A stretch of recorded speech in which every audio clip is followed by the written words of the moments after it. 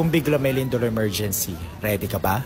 Akala ko dati di ko kailangan ng go bag, not until sunod na yung mga lindol at nakabukod pa ako. And since I moved in here at my town, I made sure I'm always prepared na. Kaya eto, let me show you what's inside my go bag. Una, power bank at cords. Kasi pag emergency, low bat is not an option. Next, bottled water at canned goods. Hindi po pwedeng magutom at makuha tayo. Sumunod, flashlight at mini fan para visible tayo no matter what at hindi tayo mainitan.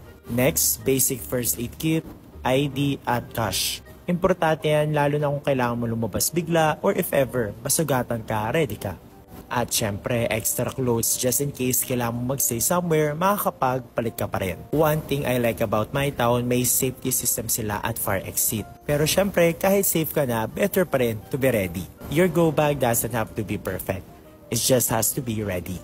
Kaya start small, huwag mo nang hintayin mangyari bago ka maging handa.